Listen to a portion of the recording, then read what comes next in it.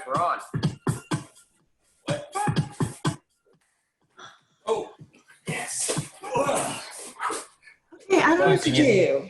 Call, This time- call on, do the audio. Join the Ibiza Dance Party Mix 2022. What is up, guys? Welcome to our quarantine cuisine. This is the family edition. Family Sunday supper.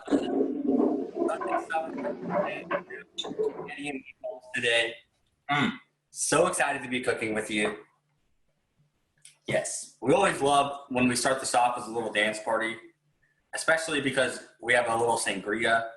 Yeah, sangria goes very well with Ibiza dance music. Which sangria, Ibiza, also pairs perfectly with spaghetti and meatballs. It's incredible. Huh? So That's where's your little one. today we're going to be making our spaghetti and meatballs. This is Tyler's recipe. So Tyler, you want to tell them a little bit about this? Yep. So I can say spaghetti and meatballs is very close to my heart. It's one of my all-time favorite dishes, right? And I'm excited to cook it with everybody. Mm-hmm. And we wanted to have this be our Sunday supper. You know what I mean? Like, I'm not Italian, but many times I wish I was. Mm-hmm. But we want to share that Sunday family supper with all of you. And we thought, what better than spaghetti and meatballs? Incredible. So, Thera, thank you so much for joining us up in Santa Rosa. Love you guys up there. And so, with the spaghetti and meatballs, this is a very straightforward recipe. I can say for myself, my mom, who was the person that inspired me to learn how to cook, she's an amazing cook, right? She's always very humble about it. She's never going to admit she is, but she's incredible. And she taught me how to cook. She makes the best spaghetti and meatballs. And then the first chef, like true chef that I ever worked for, Pete Morency, back in Cape Porpoise, Maine, right? Taught me how to make spaghetti and meatballs, which is one of the most classic dishes. I can say for myself, very fulfilling and perfect for sharing, right? For that family style. So, we like to kick this off. So for some of you that haven't cooked with us before, my name is Tyler. I'm Jason. Yep. And so we are all here, so excited to cook with you on our public class, right? And so just to explain Truffle Shuffle a little bit, and how we're all here on a Zoom call about to cook truffle spaghetti and meatballs, right? Mm-hmm. On Sunday. So we started this company about a year and a half ago, selling fresh truffles directly to restaurants, right? And the reason why we did that is because myself, Jay, Sarah, right? We all worked at the French Laundry for many years, but we always wanted to do our own thing, right? To have our own restaurant one day. In order to get there, we realized that we needed to have a business understanding, right? Which when you're in the kitchen, you work 16 hours a day, but you don't necessarily understand business. So that's why we started the business. It was going great, right? We had a line of truffle products, global deal with Whole Foods, expanded the team. We're gearing up for 2020 to be an incredible year, right? Selling fresh truffles to restaurants. But then COVID hit in March, right? And as all of us know, completely shut down normal life as we know it. So we kind of looked at ourselves, looked at the 20 pounds of truffles that we had in the fridge, which fresh truffles go bad in about 5 days, right? Fresh truffles are also black truffles are also $1,000 a pound, right? So it was all the money we had literally going bad. We had to do something about it. So we decided, we're like, hey, what if we, total Hail Mary, but we did a class where we teach people how to cook with truffles, right? And then did like a live Zoom cooking class with it. So completely the first one, you can go see it on YouTube with our Truffle Shuffle channel. You can see the quality of it has changed dramatically since then. So since then, we've been able to cook with all of you every single weekend, and I absolutely love doing these classes. Hope you do it, or as I know Jay does too. Yeah. So this is our family edition. This is our family edition. What's crazy is, that very first class we did was 70 households, right? now we're doing these classes with about 700 households a week, Mm-hmm. right? And our team was 6 people, right? And that was 6 people that we actually didn't even know how we were going to pay ourselves or anyone else working for us. And so we had 6 people on the team. Now we have 17 people on the team. And that is all thanks to your guys' support. And so we thought it'd be kind of cool with this one. We're going to do a simpler spaghetti and meatballs, okay? And we didn't want to advertise this too much, but we thought it'd be cool to kind of give you guys true chef stories, okay? So as we're cooking this, it takes a little bit longer. Yeah. And just like, you know, if you're sitting down at the dinner table, you would tell a story about your day or whatnot. We all have kind of a really cool special story that we really shouldn't be sharing with the public, but we are, about our time at some of the best kitchens in the world. Yeah. And so with that, stories, we got to get the meatballs in the oven as fast as possible. Yep. So what I would like is for you guys to, 1, make sure your video is on. 2, any questions you had, put them into the chat, okay? Mm-hmm. And then 3, find the chat. Yep. Find the chat. Tell me, where are you cooking from, okay? Where are you cooking from? We are out here in Oakland, all right? It looks Yeah. like we got David from Colorado. We got Tristan John and Anna from Boston. San Carlos, Central Illinois, Montana, Vegas. Who's in Vegas? India. Wow, that's incredible. Wait a second, you from India? Thailand, Cupertino. What is up, Crystal? Connecticut, NYC, Dana Point, Newport Beach, Florida, East Bay, Seattle, Go Hawks, Daly Galley City, Rapid City, We got Jim Morris from Healdsburg. What is up, Jim? Los Gatos City, Los Gatos. right? Pittsburgh. Hoboken, Stunning, Napa, Belvedere. Belvedere, love Belvedere. Nice. Aiken, Vallejo. South Carolina. What is up, Michael? We got Kevin from Arizona. Crazy. So there you Okay. go. Even though we're all separate, we're able to share a beautiful family dinner, right? Yountville, Peter. What up, Peter? We know you're up in Yountville. Love Yountville. Love it Awesome. up there. And so, Thank you. first and foremost, what we're going to do is we're going to What's go up, through the mise en place in this. Mm-hmm. So Tyler's going to walk you through the mise en place. I'm going to show you guys my best Vanna White. We're going to switch spaces over here. So we're going to go through the mise en place. Excellent. We still have some people coming in, showing us where they're from. What is up, Dreykus? What is up? Whiter in the house. What's up, Britt? So glad you could join us. Excellent. So the way we broke this recipe down, right, is exactly how we teach the younger kitchen members, right, when we're teaching them how to cook.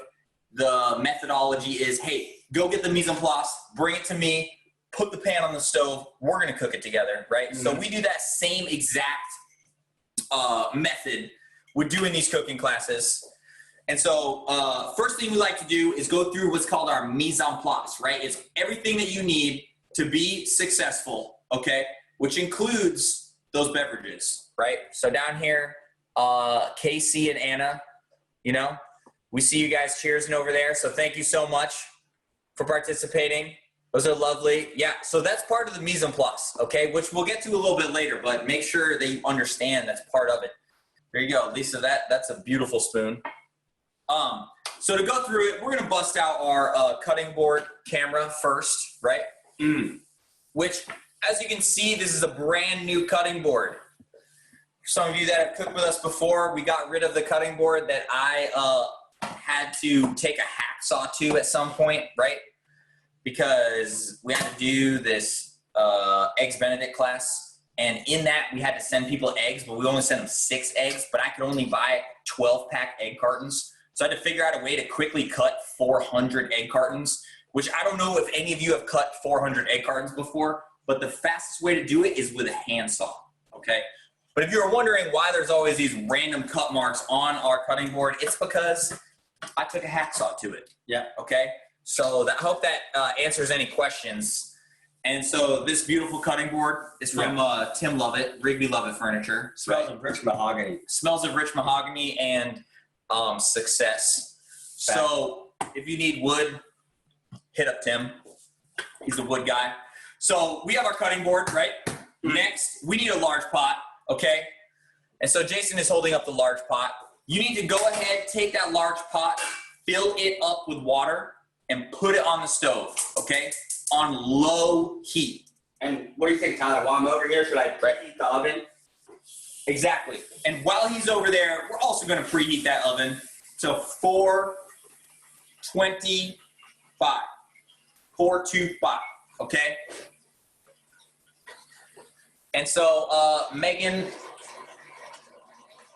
our kitchen does smell of rich mahogany. I'm glad you asked that question. So, again, get that large pot filled up with water on the stove on low heat, okay?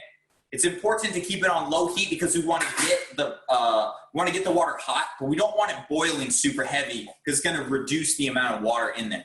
So we have that large pot on. We also preheated our oven, okay? 425. Yep, 425. Next, we need a large mixing bowl, which we have right there.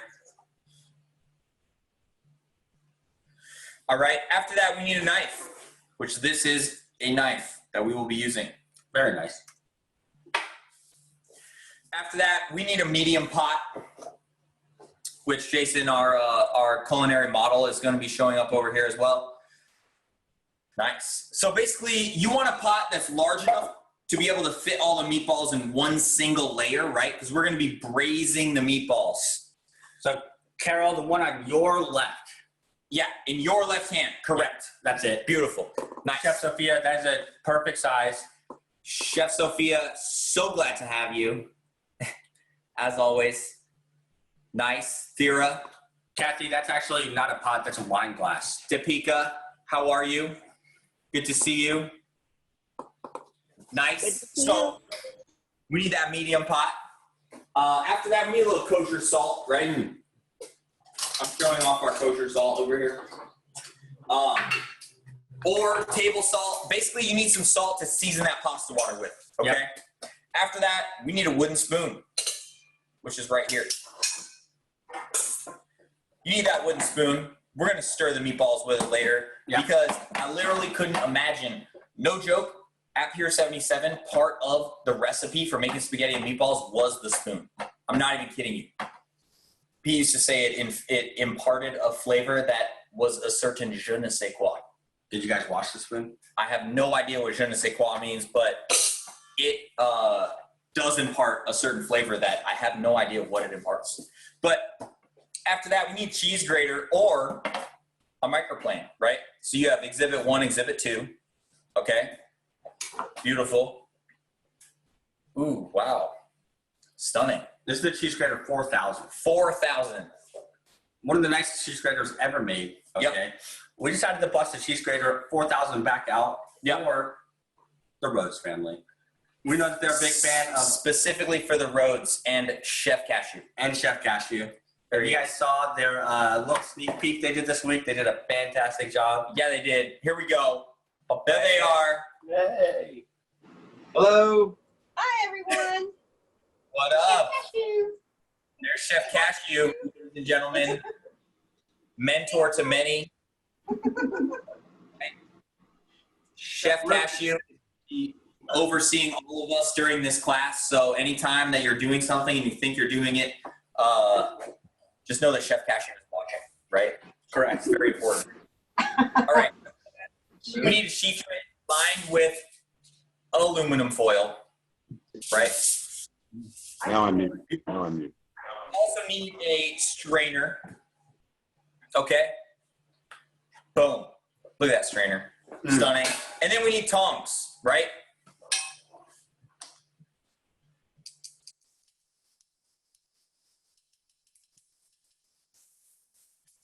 Thanks, that's a very nice pair of tongs you got there. Paula, how you guys doing down there? You got some tongs over there? Yeah, good, excellent. Deborah, Kevin, nailing it on the tongs. Kevin, those are tiny but useful tongs. Yep. Nice Sally, job. Sally and Dan, love the matching aprons, loving the tongs. Yep. And so if you have tongs, we need a little tong clap. Okay? We need a tong clap. We need a very gentle tong clap. So please hold your tongs up to, right? Carol, what? Look at those. Megan, Adrian, that's a beautiful tong clap. Thank you. Stunning. Look at all these tongs clapping at the same time. We got Kathy. Wait a They got second. the tong fight. That is a tong battle that's happening. Rubber versus metal. Tong battle. Uh-oh. Let me take it. And then we can rock out with the tongs too. We got the tong rocker. Jenny Gruber, those are, one person has tongs, the other person, that's actually just your hand. Yeah, that's your hand. I don't know if you'll be able to pull the meatballs out of the sauce You never with know. your hand, but you potentially could. Yeah. Awesome. So we got our tongs. All right. Next, we're going to go through these ingredients. We go through les ingrédients, right? Mm-hmm. So with that, we have our beautiful little box over here. So in no particular order, we have our lovely Italian flat leaf parsley, right? Yeah, very stunning. nice. We also have our beautiful durum wheat semolina spaghetti. Unbelievable. Beautiful mouthfeel and texture. We have a little bit of panko breadcrumbs, right? Which are the finest breadcrumbs mankind has ever created. We then have a little baggie of oregano and chili flake. One small baggie. Yep. Right. No comment. No comment. We have a little bit of milk, which is very important with this meatball making process. Mm-hmm. We have a pound of the world's finest ground beef, otherwise known as American Wagyu beef. Yep. Coming from Durham range. Yeah, so I'm a very strong proponent of American Wagyu beef. It is the best, right? After that, we have an egg. One each egg. We also have 0.25 each, otherwise known as 1/4 of an onion. That's 25% of the total value that we started with the onion. That's 25% of a whole onion. And then there's 2 ounces of truffle pecorino, right? Beautiful. After that, we also have our stunning Balinese Truffle Salt, right? Boom. Looking delicious. Mm-hmm. And then we wanted really to focus this class on the meatballs, right? And how special they are and really kind of talk about them. And so just to expedite that process, we weren't going to make the marinara sauce because then we'd go kind of over the time limit that we like to stick to. So we put a little jar of Rayo's marinara sauce, which is absolutely delicious. Yeah, I love Rayo's sauce. We got in 12 different types of marinara sauce, and Rayo's hands down was the best. We had the whole team taste everything. Yep, blind taste test. We tasted them in wine glasses, and Rayo's came out so awesome. Yeah, we smelled them in wine glasses. Mm-hmm. After that, last but certainly not least, we wanted to hook you up with a little bit of Burgundy Truffle, okay? And so there's a couple different kinds of truffles, right? But there's the black truffles, there's the white truffles. And then this is what's called a Burgundy Truffle, okay? Which has a much more like mushroomy aroma to it, right? And so it's best used cooked as opposed to grating like raw at the end. Mm-hmm. So we want to hook you up with some Burgundy Truffle. If you want to go in there and get a smell on it, oh my gosh. So nice. Yeah. It's got that beautiful, almost mushroomy aroma to it. What do you guys think about it over there? Yeah. Chef Sophia. Chef Sophia, what is your feedback on this shuffle? Oh my gosh, there she is. She approves. Awesome. Where Chef Sophia approves, so we're good to move forward. So we did the sneak peek with Chef Lisa and Chef Cashew. Yeah. And we made it, and basically Chef Cashew, in so many barks, he was like, you should add some fresh truffle to this recipe. Yeah, he wanted fresh truffle. Yeah. He demanded it, I think. And so we added some fresh truffle, and super cool. We're going to grate all of it into these meatballs, and just wait till you see how nice it comes out. Yeah. So delicious. So that is all our mise en place, right? That is all of our ingredients that we have gone through, okay? And so, just to get this class started up, we want to go ahead and get these meatballs mixed up as quickly as possible, get them in the oven, right? Oh. That way they have enough time to cook, okay? So if you are ready to get the meatballs mixed up, please give us a thumbs up or a tongue clap, right? A thumbs up and or a tongue clap. Lisa, that is a perfect example. You also have a wooden spoon involved. There's like 6 other people over there. You guys, you guys are going for it. I love it. Lauren and Stefan, stunning. Cheryl and Judy, look at that. Is Chef Simba going to make an appearance today? We never know. That's what I love about the class. We never know if Simba is coming through or not. I always love seeing Simba. I just gotta tell you, it's my favorite. Yes, there you go. There you go, Z-Heart. We got Hene and Yayoi. Hey, tongs. Where are those tongs at? There they are. There we go. Very nice. Beautiful. Alex Frost. There you go. Getting it in the background and the foreground. And Bika. We got some Look at all these chef hats. Bika and her dad. We're coming in there. Little Chef Ambika. You have the chef hat now. I love it. I love it. Look at that. So cute. Chef Cashew with the tong clap. Nice. awesome. Beautiful. So thank you for that tong clap, right? So We're gonna make it happen. I think we need to. All right. So with this meatball making process, first things first, we got to take this lovely ground beef, right? We need to get it into our large mixing bowl, okay? Mm-hmm. So you just want to come in here, open that container up, right? Or that packaging up, rather, right? And just get all that beef into that bowl, okay? Nice. Get all in there. And so, again, we're using American Wagyu beef. It's a cross between the Japanese and a Black Angus beef. So delicious. After that, we have our lovely panko breadcrumbs, right, which we're getting in there. Okay? So we have our ground beef, our breadcrumbs in, okay? After that, we're taking this milk, right? And you want to get all of that milk into this mixture as well. And so what that's going to do is it's going to form what's called a panade, right? Which panade is very important with making meatballs because it makes sure that they stay nice and tender, okay? So after that milk, we're getting that egg in there, all right? And so I know we went through those relatively quickly, but in our bowl, we have our ground beef, right? Our panko breadcrumbs, our whole milk, right? And the eggs, okay? 4 ingredients. So what we're gonna do next, I'm just gonna pop that guy right there, that way you can see my cutting board. What we're gonna do next is we're gonna mince up this onion, all right? So you wanna go in here, bust it out of the packaging. Nice. All right. And again, this is 1/4 of an onion. And so if you look at it like this is the root end of the onion, right? Where everything comes together. And this is the top end of the onion. Okay. Mm-hmm.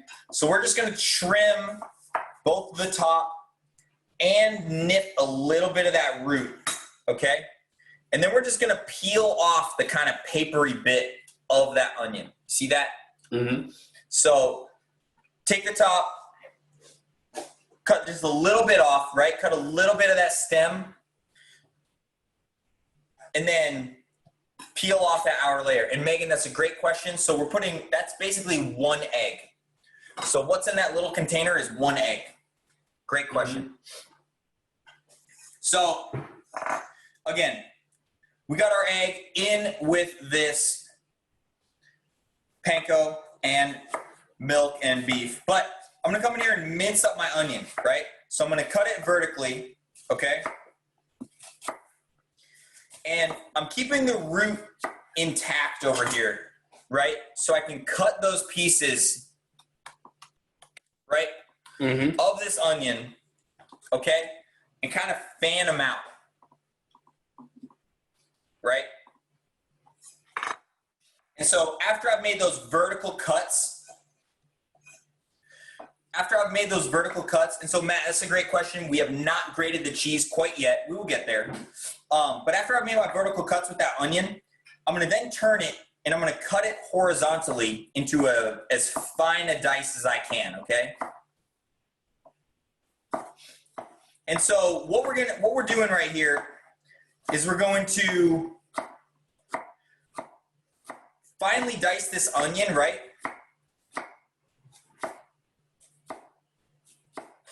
Right? And then we're going to come back and really, really mince it up super fine. So, again, we've cut that onion vertically, okay? And now we're coming back horizontally. And I like to just move it like this and cut it the rest of the way, get it nice and fine. Nice. Right? And again, it's not super perfect if you dice it off the root, and it's not 100% perfect. But we just want to cut it as small as we can. And then what I'm going to do is come through here, right? Mm-hmm. And I'm going to mince this onion up, okay? So I'm going to hold my hand on one end of the knife and then hold my other hand on the handle, right? Yeah. I'm just going to rock that knife back and forth, okay? And I like working from one side to the next, just to make sure I'm cutting this onion up as evenly as possible, okay? And basically, at the end of the day, we're just trying to get this onion minced up as fine as we can, all right? So, you want your onion cut up as fine as possible, and then we're coming in here with this knife and chopping it up super fine and producing what's known as a haché, okay? Like super finely minced onion, okay? So, after I've cut the onion in one direction, I'm coming back in this direction. I'm gonna cut it like this. So Tyler, why do you want to chop it up that fine? How come you don't just leave it kind of bigger pieces? Yeah, and so what we want this onion to be is we want it to be that supporting actor, right, in this meatball. Mm-hmm. And so with the supporting actor, as we all know, we want the supporting actor to be there, but we don't really want to have our attention on them so much, right? Mm-hmm. Just like Matt Damon to Brad Pitt or whoever it is, right? And so we want to cut it up nice and fine. That way we want to feel the onion, right? And we want the texture that that onion is going to add to the meatball. But we don't ever want to like bite into a large piece of onion, okay? Mm-hmm. And so that's what we mean with supporting. And so whenever you're cooking, you got to think of flavors kind of similar to actors. You know what I mean? Like you need the main, you need to know what you're focusing on, right? Which this recipe, we're doing Wagyu beef. Okay, we're not going to do the mixture of the veal and the beef and the pork, which I know is traditional. But we really want to show off the Wagyu beef, so that's going to be the star. And then this onion is going to act as the supporting actor. So again, just coming in here, chopping it up super, super fine. Okay, and this is about as fine as you need to go. And so I know it looks like a lot of onion, right? But it's actually exactly what you want, because the onion adds, when it cooks, it almost like melts. You know what I mean? And it forms that really, really nice soft texture, and it contributes to that flavor as well. So you want to go ahead, mince that onion up super fine, right? And then get all that onion into this mixing bowl, okay? With everything else. Yeah, you guys are doing an awesome job out there. Beautiful. Chef Oliver chopping it like a champ. Chef Kevin down there chopping away. We got Juliana mixing it up. We got Audrey Rocco getting everything mixed together. Sonny Black, really great job out there.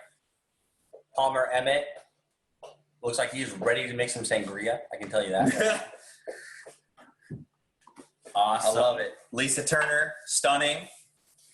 Looks good. There you go. Okay, so in our bowl, ground beef, right? Panko, egg, milk, and now finely minced onion, okay? Onion haché. Next, and we're on step number 5, we're going to get our truffle pecorino, right? And beautiful Burgundy truffle involved. So we got this truffle pecorino, beautiful. And I don't know if you guys know this or not, but Pecorino is cheese made in the same exact style as Parmesan, but they use sheep's milk. Yep. And so this one they've studied with truffles, right? And so we thought that'd be really cool to be able to do with a dish like this. And so I'm going to use a microplane, right? And we're going to grate half of the truffle pecorino into our meatball mixture. Yep. Nice. And we're going to reserve the other half for the very end, okay? We're going to shave it all over this dish. Nice. And so the reason we want some of that cheese inside that meatball mix is because it makes it so it browns up super, super nicely when it's in the oven, right? It just like how you put cheese on top of like how when you broil mac and cheese, it gets that beautiful bubbly brown, right? It's going to do kind of a similar thing in this meatball mix. Mm-hmm. And once I get half of the cheese in there, now I'm going to take that truffle. And we're going to shave all of this truffle into this meatball mixture, okay? All of it. All right. See this little guy here? Nice. Can we see this little Carol dog and again? Mike. We have Carol and Mike Carroll. Carol and Mike Carroll. I'm curious if that's a joke Any or relationship to Mike Carroll, the skateboarder? We're unmuted. Oh. Say hi, So it's- Jerry. Look at this guy. Can he smell the truffle? Yes. Truffle popcorn. Your truffle popcorn. Your Nice. truffle popcorn. Our truffle. He's got a good nose. really good nose. He knows, Yeah, great nose. he knows quality. He certainly knows quality when he sees it. So, Topeka, we're going to do half of the truffle pecorino, and you'll save that other half for later, but we're going to take all of that truffle and shave it into here. Yeah. So we sent you guys a ½ ounce. Yeah. So go ahead, you'll shave that whole, it's a little heavier than a ½ ounce. Yeah. So it's half of the cheese, right? Half of the pecorino cheese, and then all of the truffle, Mm-hmm. right? The pecorino does have truffle in it, so sorry if that was a little bit confusing, but half the pecorino, all of the Burgundy truffle. Yeah. So Topeka, hit us with a little thumbs up or good if that makes sense. Where you at? I got her. There she is. Boom! Look at that cheese grater over there. Nice. That's the cheese grater 4,000. That's a cheese grater like 6,000, dude. If our cheese grater is at 4,000, that's a nice looking cheese grater.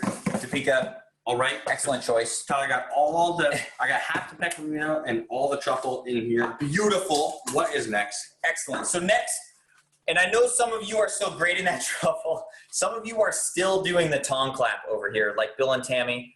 We're gonna come in there. Are you guys still tong clapping? Have you guys started the cooking process yet? Okay, thank you. So luckily, it seems like Bill is grating, and then Tammy is drinking sangria and tong clapping.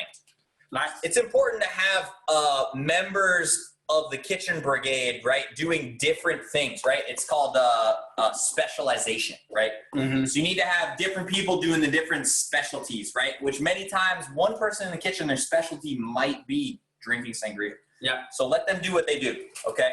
And so Janelle, all that truffle, the outside and the inside. Yep. Skin and the inside. Yep. And so next, and I know some of you are still on grating of the cheese and the truffle, okay? And so hopefully your apartment or your house or your kitchen, right, smells delicious. And so what we need to do next is we're gonna take this parsley, right? Mm-hmm. And we're gonna wash it off really quickly, okay? So I'm just gonna take this parsley and just rinse it under cold running water. Right? And so guys, give us a little gauge where you're at. Give us a full tongue clap. If you're looking good, ready to go into the parsley, give us a half tongue there, right? If you need a second, and give us a tongue down if you caught something on fire. Uh-oh. Hopefully there's no, wait a second, there was a tongue. Kevin, are you guys okay? I saw Everyone's looking pretty good here. Yeah, good, okay, cool. Awesome. So we just want to rinse that parsley off real quick, right?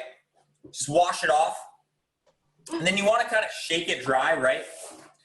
And then we're gonna show you a little trick over here.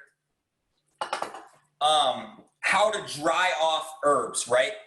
Because many times we wash the herbs, right? But then we have to deal with these like super wet herbs that are very thin that have a tendency to stick to everything, make it difficult, right? And Brent, that's a good question. We do recommend storing any and all herbs wrapped in paper towels and in something like a plastic bag or something like that. Mm-hmm. So I've rinsed this parsley, I've shaken it, right?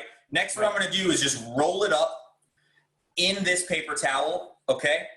And just press down a little bit, right? Very, very lightly. You don't want to bruise the parsley, but what that does is it dries it right off, right? So it just dries this parsley off. So that way we're not dealing with like super, super wet herbs, right? Because they can be a little difficult to deal with. So what we want to do now is you just want to pick this parsley and you just want to remove it from, you just want to remove the leaves from those kind of larger stems, okay? You don't have to be super crazy about it, but you know, you just don't want, that larger stem has a much stronger parsley flavor, okay? Which, you know, we're gonna add a good amount of parsley to this recipe because, to be completely honest, that's what my mom did. She always added a lot of parsley to meatballs, which is my favorite. But we don't want it to be really, really strong, so we're just gonna use the leaves. We're not gonna use any of the stems. So you just wanna come in here, pick that parsley, right?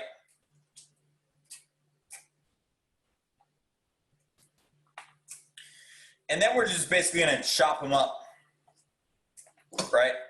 So I'll pick my parsley. Make sure you save all the stems because you can use them for like chicken stock or vegetable stock, right, in the future. And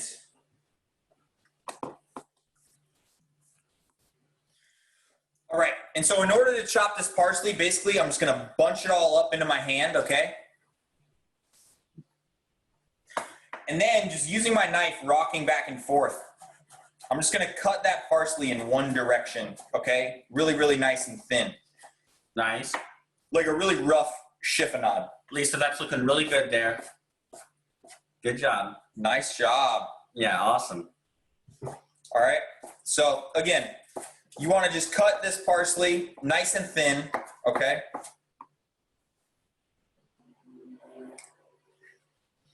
Right, into little strips.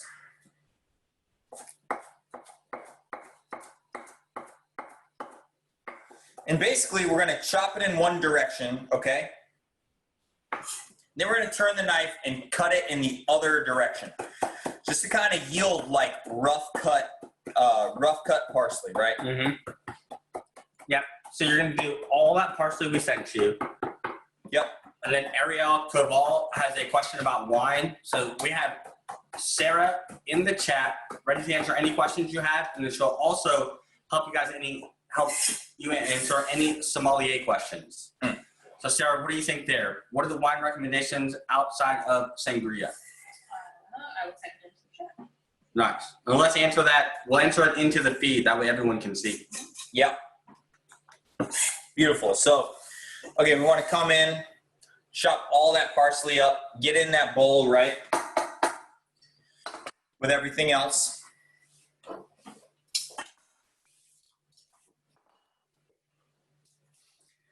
And so next, we just want to come in here and grab that little packet of chili flake and oregano, right? We're going to get it open and get it on the cutting board. Mm-hmm. And this next step, I know it's a very small step, but you basically just want to take this oregano and chili flake, and we're going to give it a quick chop. And the reason for that is because we don't want to like bite into a large piece of chili, right? We want that nice, very subtle heat and flavor that the chili flake gives. But we don't ever want to bite into like a whole chili flake. So we just want to come in here and chop it up, okay? That way,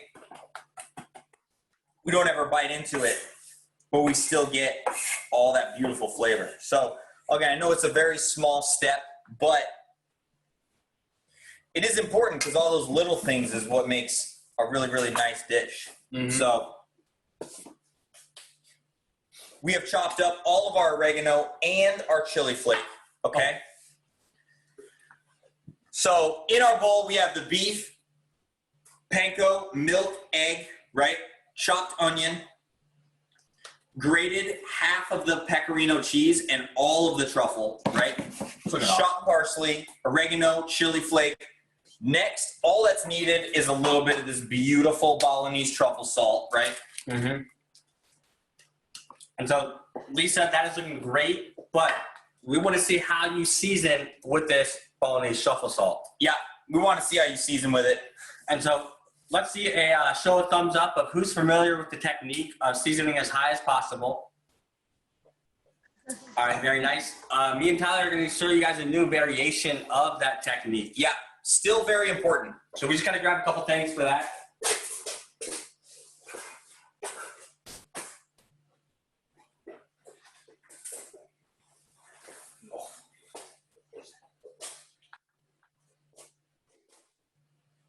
We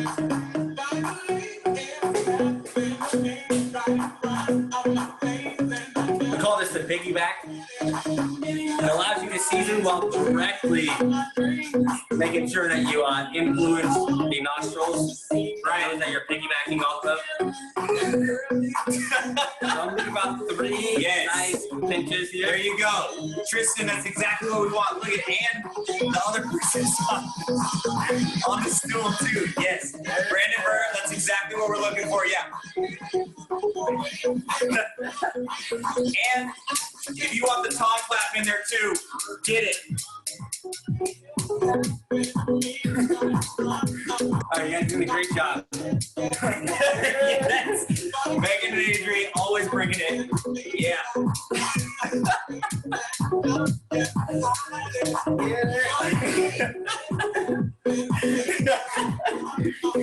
Yes. There you go, Natalie.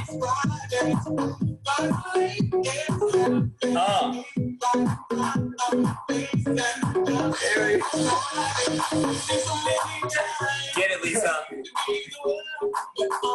And wait a second, look at this. There we go. Serious seasoning action here. Juliana. There we go. Yes.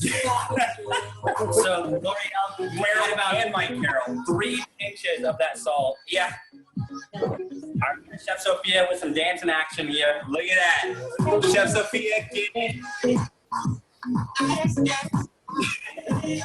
All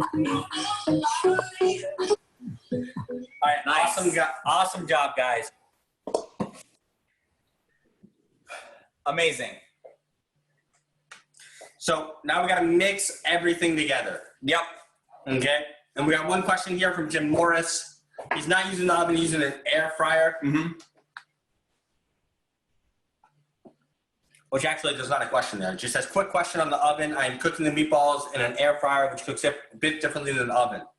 Yeah, I think air fryers cook kind of similarly to It's the same. to ovens. So you can shoot for kind of the same temperature, time and temp on those. Yeah, it just has a higher convection. Yeah. So you're gonna cook it the same temp, same time, right? You're just gonna get a little bit more browning on the outside of those meatballs, which is not a bad thing. It's gonna be beautiful. Yeah, so Jim, we'll do it at the same time and then we'll just check it. Check it about 15, 20 minutes. Yep.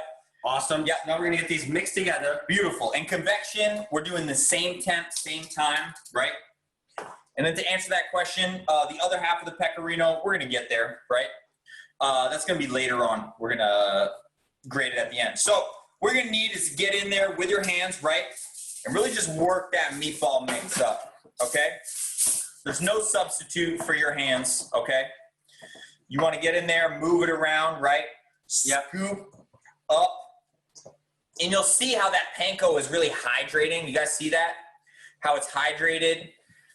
And That's what will make them nice and moist once they're cooked. yeah, it makes them nice and moist. It makes them really tender, which is the important part. Because if you don't add the panade, right? And panade meaning this panko and milk and egg mixture. If you don't do that, you're gonna have a rubbery meatball, which if you have ever had like a rubbery meatball before where you bite into it and it's really just like the texture is really tough, that is a meatball that's made without panade.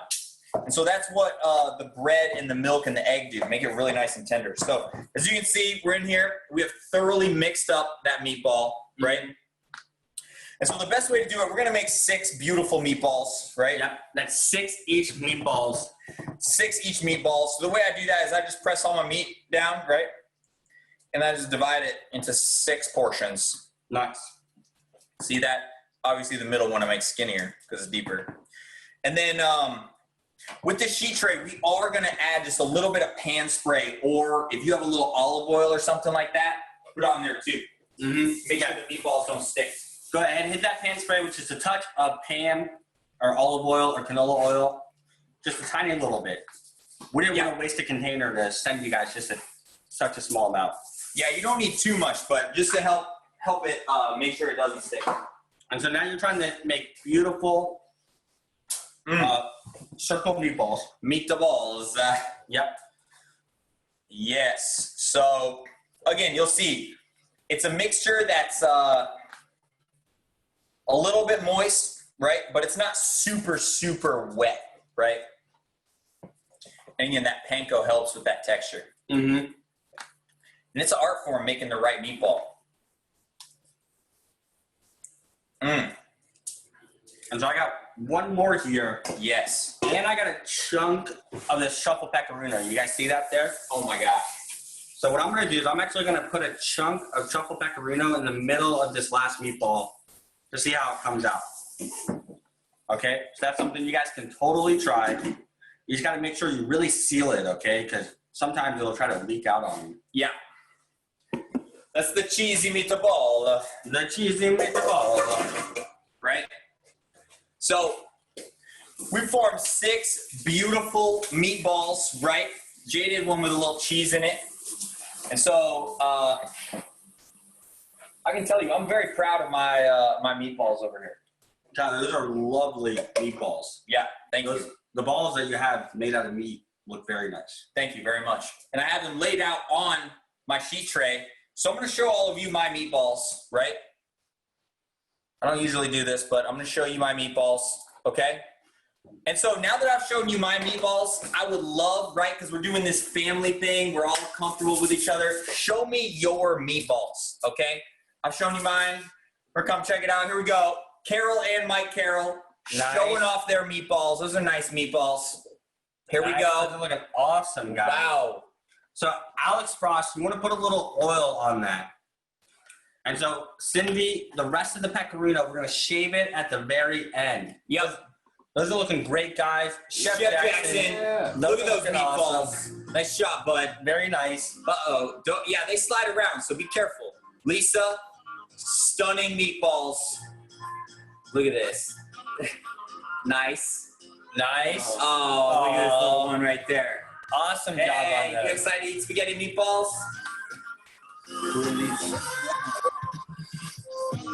Nice. Great. Kathy, Nailing it.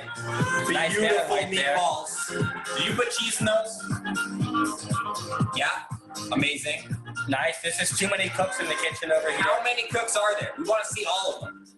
Wait a second. Cappuccino. Peter Cappuccino. Up in the yard. Look at the meatballs. Very nice. Awesome. Got Miriam. What is up, Miriam? Rise and shine. Look at those meatballs. Rise and wine. Rise and wine. We got Right, Tristan. What is up, guys? Beautiful meatballs. I know you guys love. Wait a second. man, Chef Cashew has the nicest meatballs Chef that I Cashew. have ever seen in my life. Nailing it. Sunny.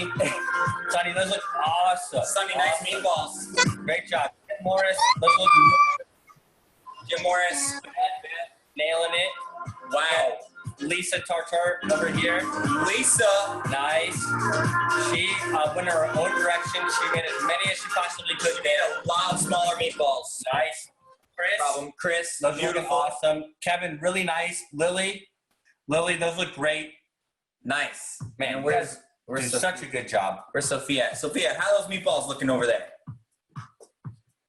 Where'd she go? Getting them together? I don't know. Oh, there she is. She left the kitchen. Oh, there she is. Nice. So Thank you, Chef Sophia, coming in. We just wanted to make sure everything was well. She's probably cracking the whip on the other chefs in the kitchen. I'm Yeah. sure. All right, so we're getting these in the oven. As soon as we get these in the oven, we get to bring Sarah out to talk about sangria. So I know every part of my day that Sarah's involved in is a little bit better. And I hope every part of your guys' day that Sarah's involved in becomes a little bit more awesome. So I'm putting these in, and we're going to bring Sarah up. I mean, we have Sarah and sangria. Yeah. And then Brett's going to hit a 25-minute timer. So we're going to put these in the oven, 25 minutes, right? And Sarah's going to chat about sangria. Nice. Give a round of applause for Sarah.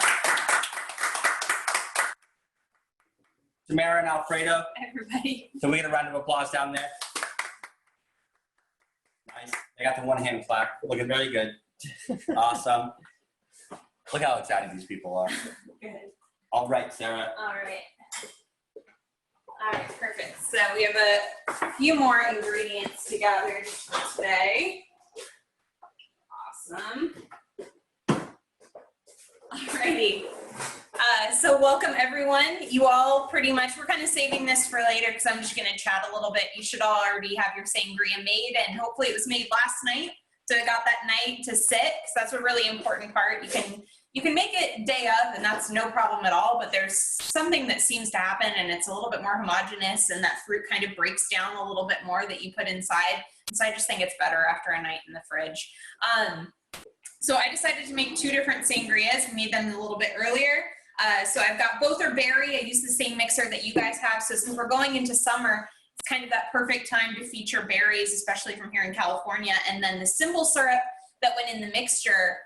A lot of people have asked me more and more kind of how do I walk away from this class and make this all myself? So the important thing for those of you that are visiting us for the first time is we use some alcohol in our mixers, but everything's cooked off. So by the time you get it, it's totally safe. Anyone that's not drinking or children can definitely partake. So for the simple syrup that we sent you this week, we did brandy simple syrup.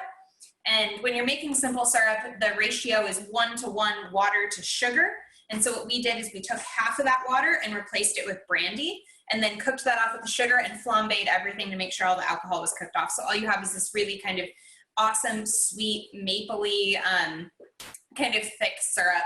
And then we mixed that simple syrup was 1 part, and then we added 3 parts orange juice too. So orange juice is an important thing in sangria, or some type of fruit juice. Orange juice is most commonly used, but sangria is really about making it on your own at home. If you ever buy sangria, it has to come from Spain or Portugal, and that's one of the restrictions, but it's just a wide known thing that you should be making it at home. It should be featuring maybe like wine, that you've got a bottle of wine, maybe someone gifted it to you, you don't really want to drink it on its own, maybe it's not your style, turn it into sangria. Or if you're buying a bottle, it should just be like $2 chuck. You know, you don't have to invest in anything really expensive because we're going to manipulate it anyway. And then traditionally adding a little bit of brandy is commonly used also.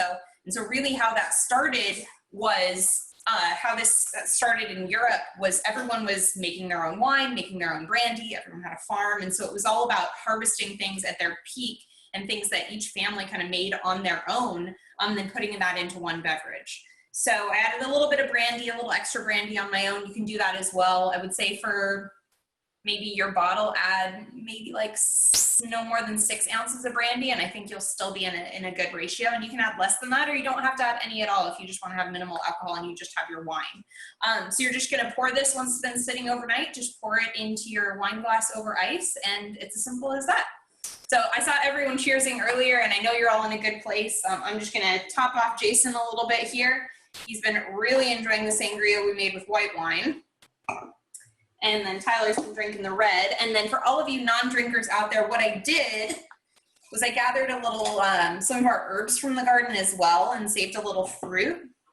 And then if you have any extra juice, I'd add a little bit of juice to it. And even if you have something like sparkling cider, I think that's an awesome application for today as well. And you can use a little bit of sangria mix that you got there, and then just top that with sparkling cider or water, add a little extra fruit, and maybe some herbs. So I've got basil and rosemary that I added earlier, and a little bit of sage. I'm just gonna add that in there and top it with sparkling water. And then you can always, when you're doing sangria too, kind of a fun like last minute add is if you have sparkling wine or sparkling water, just top a little bit on top and it'll add a little of that natural effervescence, which is really nice and refreshing, especially this is a summertime drink. It's supposed to be all refreshing. But yeah, that's sangria. Awesome. Cheers, everyone. Great. And then I know I'm kind of like the history buff over here, and so maybe some of you find this kind of intriguing, and maybe some people find it's annoying, but we're killing time while meatballs are in the oven. So we wanted to talk about the history of spaghetti and meatballs too here in this class. Cheers. Cheers, guys. Cheers. There we go. But spaghetti and meatballs, I found out, is actually, and maybe this is just my own ignorance, but I always thought of it as an Italian dish, but it's really an American dish. So when Italians immigrated to America through New York, I should say, basically they brought the concept of meatballs was really popular, and they're creating this with like fish and any meat that was really available, and then herbs and making a panade. That was a traditional method already, but the combination of spaghetti plus meatballs is something that's all American. And so unless you were making pasta in your home in New York City, the most common pasta to buy was spaghetti, which wasn't really the case in Italy, but everyone's, no was making their own pasta anyway. So they had a massive amount of spaghetti that was available for purchase. And then for the first time ever, meat was kind of in surplus, especially veal, pork, and beef, which is the classic combination for a meatball. And so that kind of all came about, like we talked about in our burger class, when we were talking about the Moscow Mule, how there were 3 failing businesses that came together and then just flourished. It was kind of like that. Spaghetti, there was an excess of meat. They created this recipe and this dish, and then, it's obviously probably if someone asked you, like, what is the most well-known, like, Italian-inspired dish, you would probably say spaghetti and meatballs, right? You've been having it since you were a kid. So I found that really intriguing about the history, too. So, Nice. cool. We have one comment here. It says, we would make a great couple. Oh, thanks. Us? Mm-hmm. Oh, that's so funny because we're already married. And then we got one that says, can you use champagne? Mm-hmm. I think you can use champagne. Yeah, sorry, I got a whole sage leaf in the middle. And then, I think you even recommended rosé, right? Yeah, rosé, red wine, white wine, anything would work really well. I would say avoid wine that's already really dry. So certain dry varietals, like if you have Sauvignon Blanc, some of the Sauvignon Blanc you can buy for like $5 is grown in a region where it's a little bit more fruit forward, and that's not ideally how you want Sauvignon Blanc, but for sangria, you want something with fruit. So that would kind of work out. And then when you're looking at your red wine, make sure it's something, a little bit more fruity. That I don't worry about too much, but I have found that dry whites kind of, depending on what fruit you're adding, it doesn't pair as well. But for the most part with sangria, you can use anything. And then sparkling wine, definitely use it. How I would use sparkling wine is just as your like topper. So make a more concentrated amount of sangria with like white wine, and then do like half and half. So do half sangria and then top the rest with your sparkling wine, and that would be really good. Nice. So what do you guys think of that sangria? Either give us a thumbs up or hit it into the chat. And we are going to flip the meatballs, right, Chef Tyler? We had a question. Checking. We're gonna rotate. We're going to rotate them. Yeah. Chef Jackson is loving that sangria. Awesome. Aaron and Samir, delish. Nicole says soon, good, exclamation point. I think she's really enjoying it. Good. Missy Fong says yum. Chef Mbika and her dad It is Missy's birthday, by the way, so in case you want to, happy birthday, Missy. Happy birthday, Missy. Thank you for joining Your us. friends wanted to make sure you had an awesome surprise birthday party, so we're glad you're here. Bill and Tammy started a little early with it. No problem. And so, excellent question. Susan Wayne wants to know, what is the purpose of making the sangria the night before? I think it causes the berries and any kind of fruit that you have in it to kind of break down, and it infuses the wine a little bit more. I think wine is kind of one of those things that at least I've found when you're adding it to a cocktail, it separates, and so it needs a little bit of time to all kind of sit together. Mm-hmm. Macerate. Yeah, macerate. Maceration is the term. Mm-hmm. It allows the sugars and the alcohol to break down together and really builds that flavor. There you go. Thank you. And then we got Karen and David say another winner from Sarah. Thanks, guys. And then Leah Johnson wants us to say shout out to Tosha's birthday. Happy birthday. We got a lot of birthdays. I saw in the chat. We got anniversaries, birthdays, engagements. You guys are amazing. We're all celebrating here together. Congratulations. Cheers. One more time. All right, cheers. Amazing. Cheers. Cheers. Cheers. Thank you, Sarah. Thank you, Sarah. Awesome. Miriam says, Im's B-Day. It's my wife's B-Day. Michael, happy birthday to your wife. Yeah, happy birthday, Michael. Or sorry, happy birthday to your wife, Michael. Just saw you earlier. Awesome. Well, I've been loving the sangria. Sarah did a really good job with this. As have I. And so about halfway through, we want to rotate those meatballs, right? Yeah, exactly. So right about now, we're gonna flip those meatballs, right? And when I say flip, I mean we're gonna take the sheet tray and rotate it 180 degrees. Yeah. So you want to go in there, rotate those meatballs. Okay. Yeah. Chef Cashew is an expert on this, so he knows exactly what to do there. Right. Chef Cashew overseeing the kitchen at the Rose residence as Nice. usual. They said we would Down. make a good couple too. Who's that? Too many cooks in the kitchen. Said who would make a good couple? I think he's talking about us now. Oh, us too. Yeah. Well, don't worry. JC, if you watch our interview on JCB Live, apparently we're a throuple. So yeah. Right. Apparently. There you go. According to John Charles. All right. This is a family show. And so, L'Oreal, you are just turning that pan, okay? And that just gives even heat and distribution. Yep. Exactly. Just rotating the pan. Yep. And so, Chef Jackson, you always, whenever you're cooking stuff like that, you do want to turn the pan like that. Meatloaf, roast chicken, anything like that. You always want to make sure that you're rotating the pan, even if you have a good convection oven. Yeah, it just helps cook more evenly because everyone's oven naturally has hot spots, right? Different parts of the oven that cook faster than others. Mm-hmm. And so it's important to rotate the pan to make sure you're cooking it evenly. Yeah. And so, awesome. Scott and Katie, they're loving that smell. And so next, we wanted to show you guys a pretty cool video where we're actually going to introduce you to the people where we get our salt from. So it's a family in Bali that me and Sarah met on our honeymoon with the grandmother of the family. Her name is Wernie, right? And what's kind of the footage you guys will see is from my second trip over there. And so the first trip, me and Sarah went, it was our honeymoon, we're hanging out, and honestly, I just wanted to see how salt was made. I kind of made the realization as a chef, I had never even witnessed the salt making process. Right. You know?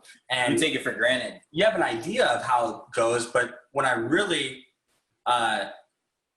saw how salt was made, I was blown out of the water. How much hard work it takes, right, to just make such a small amount of salt. So we went over there and we're riding scooters. We ended up in Kusamba, which is a village where they say you can find a salt farm. And literally we're just on these scooters, kind of lost, looking around. And there's a sign that says Bali Kusamba Salt Farmer. And then the locals asked us what we were doing. And we're like, we pointed to the sign and they took us down and they introduced us to Wernie. And we found, honestly, the best salt we ever had. And so we bring a little bit of salt back. We come back to the U.S. We have the salt. We mix it with truffle powder. So our truffle salt is 20% actual truffles. And we realized how incredible of a product it is. Mm-hmm. But the WhatsApp number they gave me, nobody would answer. So we have this salt. It's absolutely amazing, but literally nobody's answering the WhatsApp number. And it's pretty crazy now when we think about it. Literally, we're like, well, we have no other option but to go all the way back to Bali and find this family again. And so this footage that we're going to show you guys is from my second trip back to Bali to find the family. And on that second trip, we brought back 100 kilos of the salt in our bags on the plane. And so it's pretty cool. It's really cool seeing it up close. So we're going to show you guys that. When we come back, we're going to chat about next week's dish. And then after that, we're going to tell you guys some inside kitchen stories, okay? Yeah, so we will be back.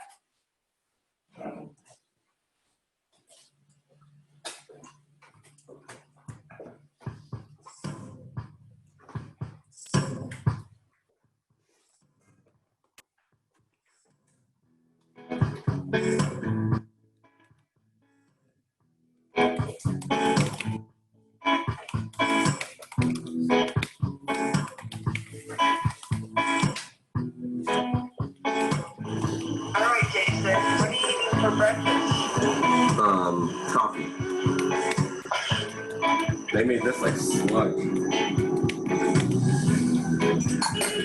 Mas Forte. I don't know if this is free and it's just more coffee. You want us to send you some salt when we find it?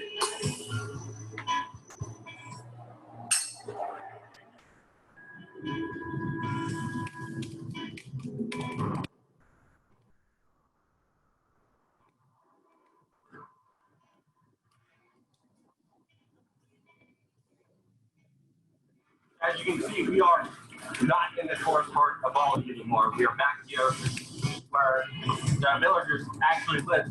And so just driving around here is very amused that we aren't here with our little cars. I think they're very we're like here. Very curious what we're doing here. Hello. Morning, right there.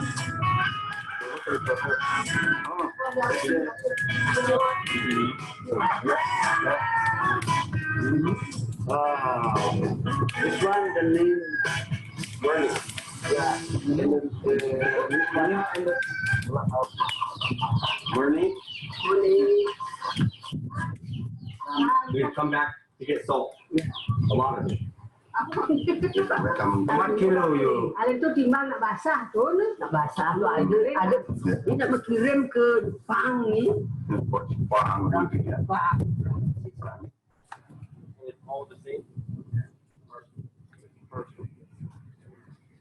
And then every month, yeah, one for 2 kilo. 100 kilo satu bulan.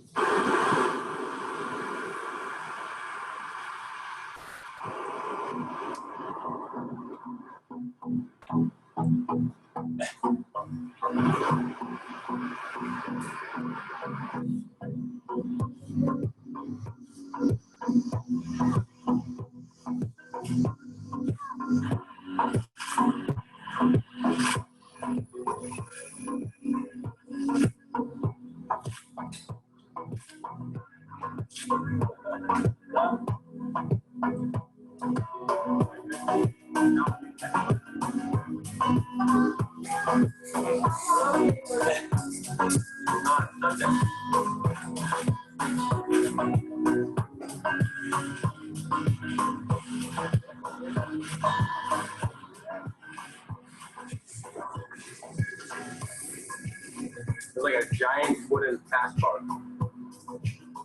You can use, there's like one swipe for barbecue right.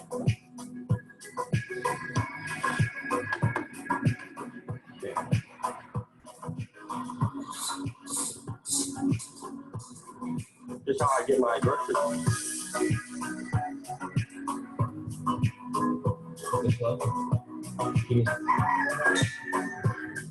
Even spread.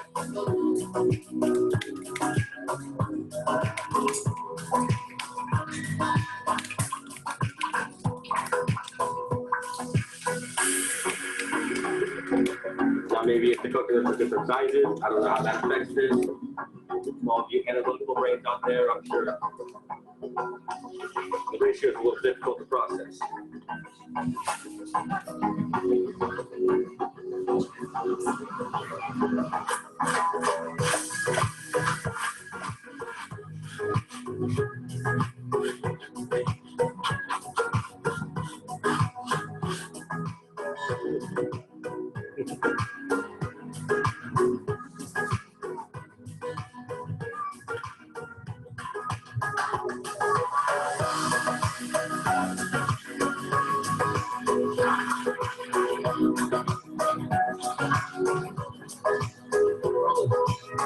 So what we have here is very similar to what we're just looking at. But as you can see, they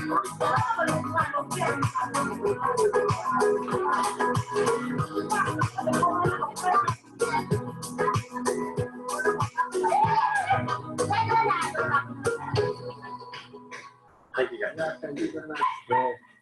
Okay. Oh, salam.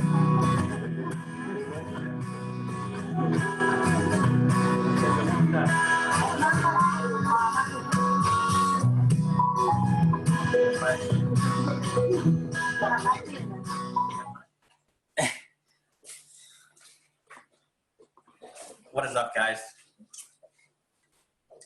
So that's the family we get all the salt from. All that salt you guys get each week, we only source it from one family, and they are awesome. Yeah. We gotta organize the time to go visit them whenever we're allowed to. I don't even know. Yeah, they make incredible sea salt. And what was really cool about going back and seeing them is, you know, when we're here, and it was pretty crazy. I mean, launching our product, we really had no idea what we're doing, but somehow we're very determined with it. And so when we're here, we got in all these different samples of salt, but none of them held the truffle, right?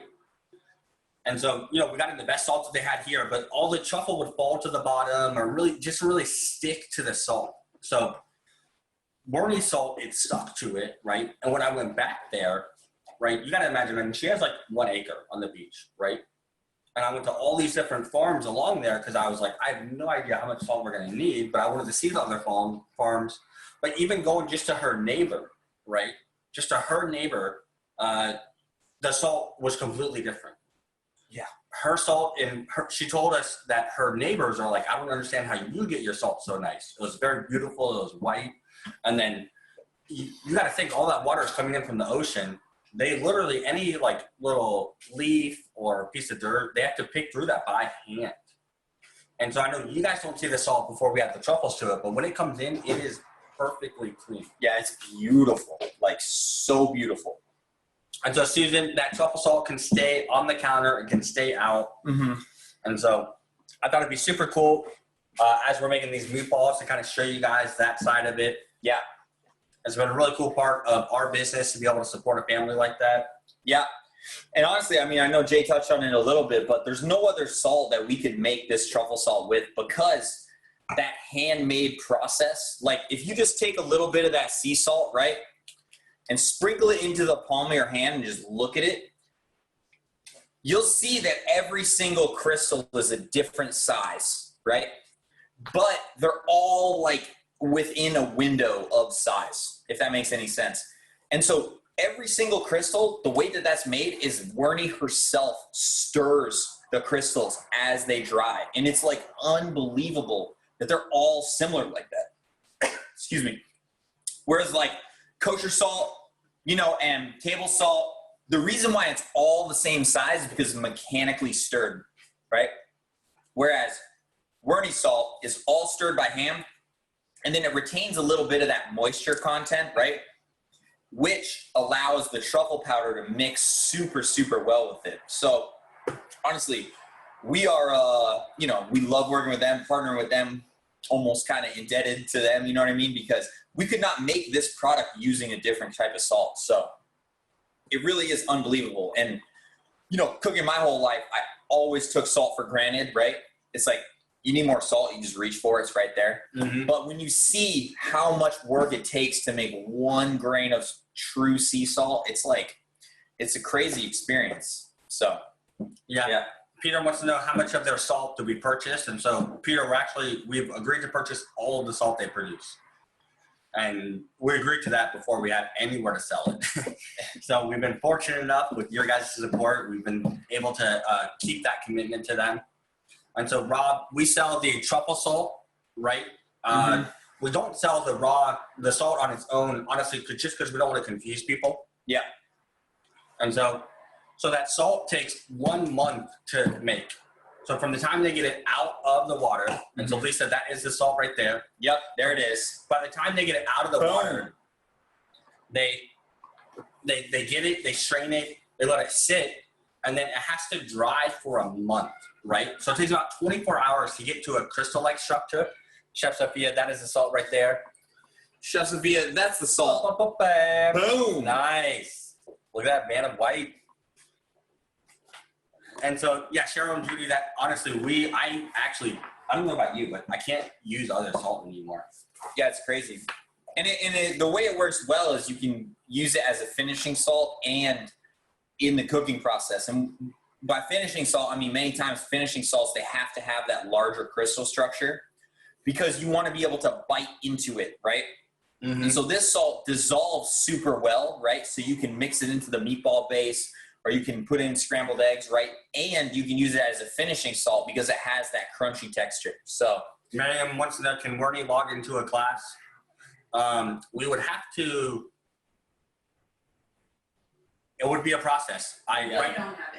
They She'd don't- have to wake up at like 5 a.m. Well, they don't have internet for Yeah, one. they don't have internet. And then basically, I communicate through one of her sons who has a Nokia phone that we pay for. That I communicate through WhatsApp with. So it's not like a smartphone. Literally, it's like the black and white. Yeah. So The T9. it would have to be there with them to do it. So it would be very interesting. There's always a way though. Nice. And thank you, Janelle. That's time.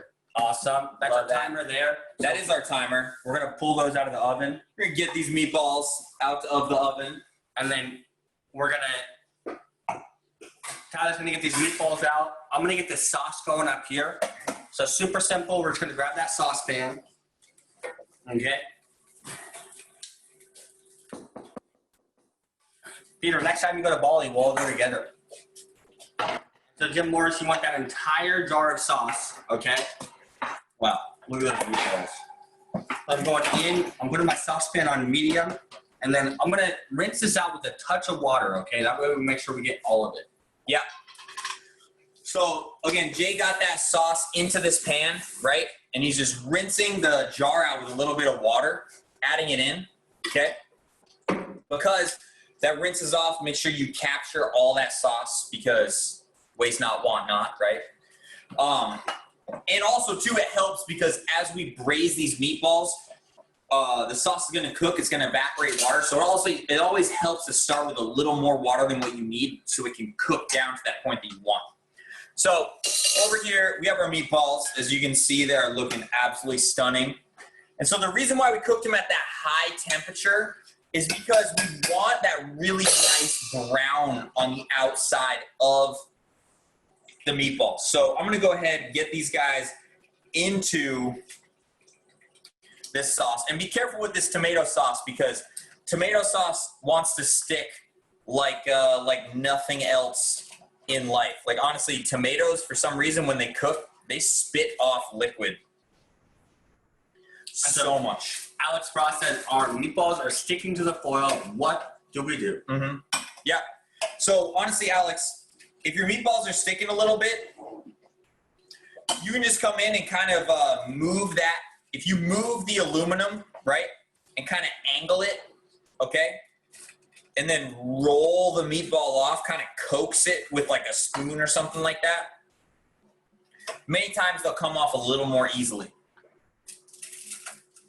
Right? So if it's sticking a little bit, just roll it.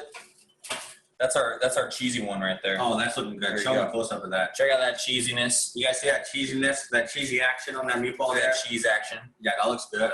right? Oh, Boom. very nice. And so, Thank you, L'Oreal. with this, You like that one? we're gonna cook these meatballs in this sauce, right? And what we're doing is braising, okay? And I know we kind of talk about different cooking techniques, but what this cooking technique is called braising, whereas you apply a dry heat method like roasting, right, or baking, or like if you're making short ribs, you'd be sauteing the short ribs before you put them in that sauce. But then we want to get them in something that's a wet cooking method, like sauce, right?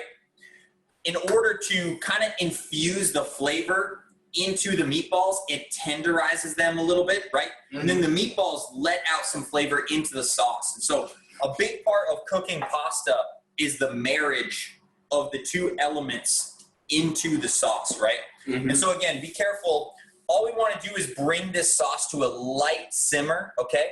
And then once it's at a light simmer, we're turning that down to medium low to low, okay? And we're just very gently braising those meatballs. So we're gonna cook these for 15 minutes total, which, we've been cooking them for about 2 minutes. So Brett's gonna put a little 13-minute timer up there, right? And so, Once we hit 10 minutes left, we'll drop that pasta in the water. exactly. Mm-hmm. Exactly. And so, Aaron and Samir, that's a great question. Internal temperature of the meatballs, it's going to be over 165, right? And so, L'Oreal, that is a great question too. We are not cooking with a lid, okay? don't put a lid on it. And the reason for that is because the meatballs in there with that sauce, right? We want to make sure we can keep an eye on what's going on and be able to stir it as we see fit. And when you put a lid on things, many times it inhibits you being able to see what's going on inside the pot. Mm-hmm. So there we go. And so I'm just curious, has anybody moved on from the glass of sangria to the pitcher? Ooh. This is the glass. That's the pitcher. It's pretty incredible. Jay's drinking it straight out of the pitcher. Sarah did a pretty awesome job with that, huh? Absolutely delicious. Nice. All right, so we got that timer rolling. So in the last part of this class, one, we wanted to tell you about what we're doing next week, right? Chef Elliot's says it's really good. Chef Elliot's says it's really good. Where's Chef Elliot's? What we're doing next week, and then we also wanted to tell you guys some insider kitchen stories. Chef Simba is here. Wait a second. Simba's here? Obviously heard about Oh my gosh. the sangria. Simba has been alerted by the sangria. Here he is, ladies and gentlemen. Beautiful. Nice. Look at that. Cheryl, Judy, thank you so much. Cheers. Chef Simba, cheers. Cheers. I'm a huge fan. Huge fan over here. Do any of these animals that we know that celebrities have an Instagram presence? Yeah, Cheryl, does Simba have an Instagram? Cat following? No? Can we start that? Seriously, I would be his biggest fan. I'd be blowing him up all the time on Instagram. DMing him so much. All right, so we're pretty close to this 10-minute mark. We're very close to the 10-minute mark. We're, in fact, 30 seconds out. Yeah. So Yeah. we're going to go ahead. What do you think? Drop this pasta? Yep.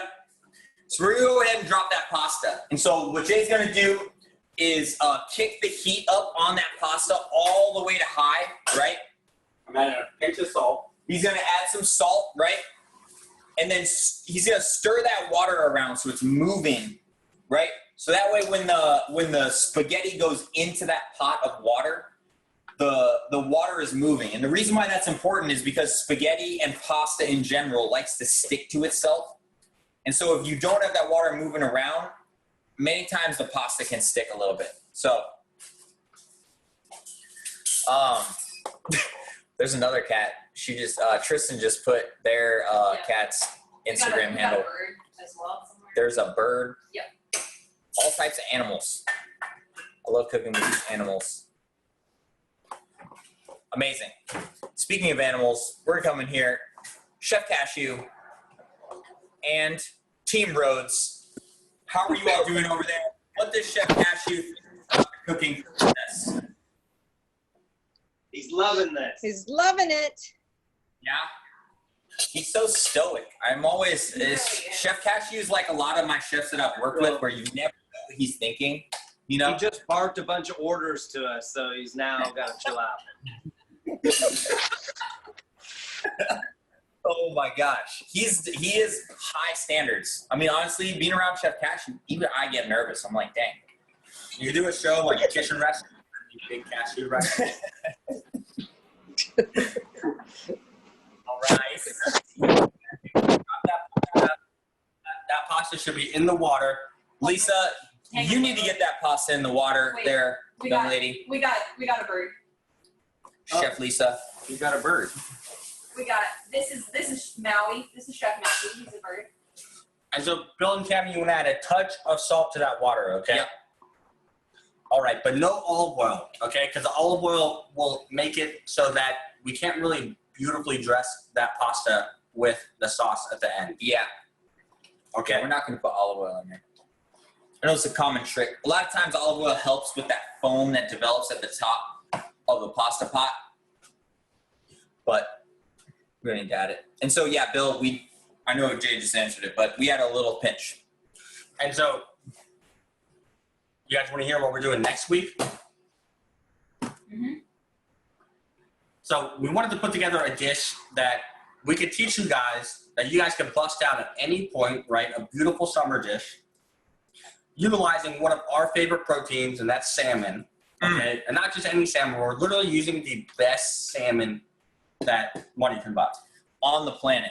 on the planet. It's King salmon from New Zealand, right? And we're going to show you guys how to make it in papio, right? And so it's a technique where you take the salmon, you put it into a little package, right? Pake, along with some beautiful summer vegetables, a little white wine, right? And it actually steams. You tie it up just perfectly, right? And it actually steams everything together, and then you bust it out, and it creates a dish that you can make for friends, right? Family, but it's also easy enough once you see the true technique about getting it done. Yeah, and so Sarah dropped the link in the chat bar over here. If you want to join us next week, that's salmon and papillote, right? We wanted to do a fish dish because honestly, we're gonna lighten up the cuisine a little bit. And so, great question. What temp is the water supposed to be at? We're on high, right? You want to keep it on high. And again, we got this timer set over here. And so with this salmon and papillote, right? I know we're just chatting about it a little bit, but it really is a beautiful cooking technique because what happens is you take that salmon, we're going to use beautiful summer vegetables, a little bit of white wine, a little bit of olive oil, right? Salt, truffle salt, Balinese truffle salt, the best. And then we're going to seal the outside, right, so that it cooks very, very gently. It steams super gently in the oven, right, in that pake. And what happens is the fish gets infused with all the flavors of the vegetables and herbs that are in with it. And it produces like a really, really beautiful end product. We're also going to make, show all of you how to make sauce beurre blanc, right? Yeah. Which if you've ever heard of a beurre blanc before, you probably also know that it's terrifying to make because you might be scared you're going to break it, right? But we will show you all the moves because myself and Jay have made beurre blanc collectively approximately, 2 million times? Maybe more. And we fixed beurre blancs too. So if you do split it, don't worry, we can save it. But yeah, we're gonna make beautiful King salmon en papillote, right? With a Australian black winter truffle beurre blanc. So it's gonna be incredible. And so I was the fish butcher at the laundry for 2 years, and the King salmon that we're gonna be getting from this recipe is honestly the best salmon I've ever cooked with. It is so awesome. So this one, we're only doing a smaller amount. We're only going to do about 100 of these. So make sure you guys jump on that. And remember, on Sundays, you can use code INVITED20, right? And as long as this quarantine is going on, we're going to make sure we hook you guys up appropriately. So with that, we've got a couple more minutes here. And we would love to hear from you guys. Who do you want to hear? So Matthew, that is going to be it's going to be 2 very generous portions. 2 New England portions. 2 New England style portions. And so Bill and Tammy, we're going to keep this going forever. We're going to keep cooking. Do not worry about that. We're actually got plans to really expand this out to our chef friends and allow them the same opportunity to do what we're doing with you guys. Exactly, because our best friends literally run the best restaurants in the entire country. We're going to get them involved. Nice. All right, so we got a little bit of time here, and you guys tell us real quick, who do you want to hear a inside kitchen story from? Jason, Tyler, or Sarah? Uh-oh. All right, throw it into the chat.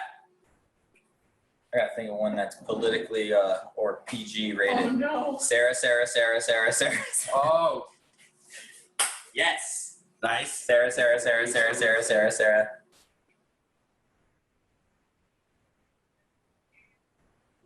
Allison wants to know what the French laundry is like. Yes. Aaron, Samir, thank you for joining us. Favorite cereal? Completely random. Favorite cereal? All right. Fruit Loops. All right, Sarah, you got a good kitchen story? Sarah, you have been requested to come up.